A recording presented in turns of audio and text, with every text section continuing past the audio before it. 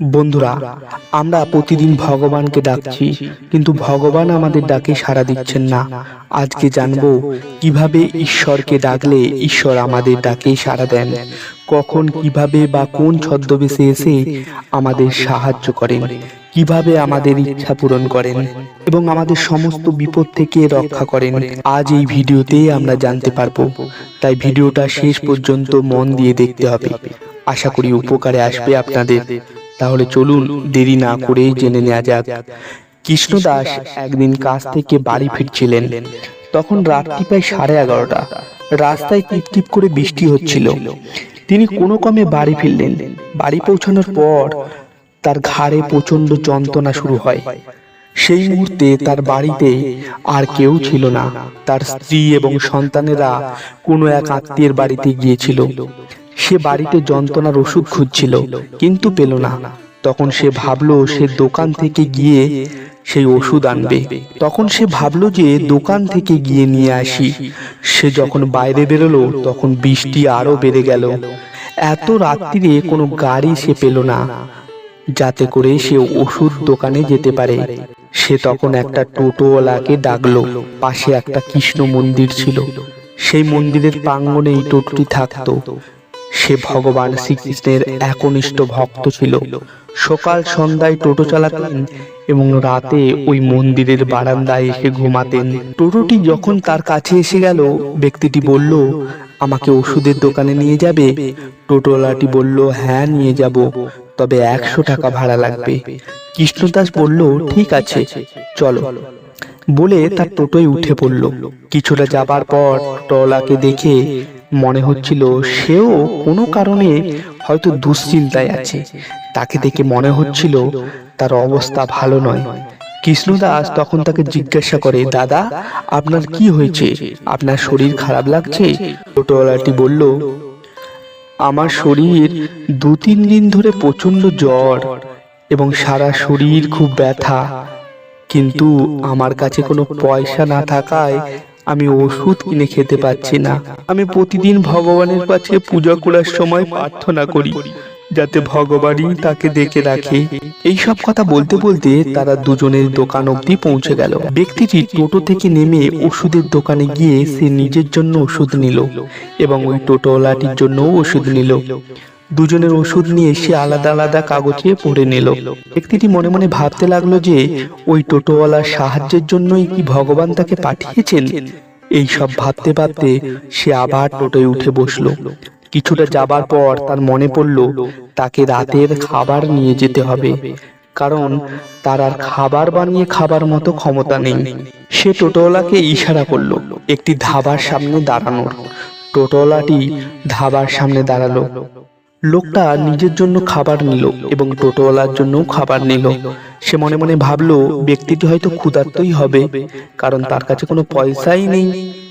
খাবারের এবং ওষুধের 2টি প্যাকেট নিয়ে সে টোটোতে এসে বসলো। তারপর টোটোওয়ালাটির সাথে কথা বলতে বলতে সে তার বাড়ি পৌঁছে গেল। বাড়ির সামনে গিয়ে নেমে সে টোটোওয়ালাটিকে 200 টাকার একটি নোট দিল। টোটোওয়ালাটি বলল, আমার কাছে তো খুচরো নেই বাবু, আপনি আমাকে 100 টাকাই দিন। লোকটি বলল, দিতে হবে না, আপনি 200 টাকাই রাখুন। এই বলে ওষুধের প্যাকেট তার হাতে দিয়ে বলল, এটাও রাখুন, একটা ওষুধ এখন খাবেন আর একটা ওষুধ দুপুরে খেয়ে নেবেন। ব্যক্তিটি টোটোওয়ালাটিকে ওষুধের পুরো বিষয়টা বুঝিয়ে দিল, কখন কোনটা খেতে হবে, এবং বলল, চিন্তা করবেন না, আপনি তাড়াতাড়ি ঠিক হয়ে যাবেন। আর এই নিন আপনার খাবার, প্রথমে খাবার খাবেন, তারপর ওষুধ খাবেন, তারপর ঘুমিয়ে পড়বেন, দেখবেন কাল সকালেই হয়তো ঠিক হয়ে যাবেন।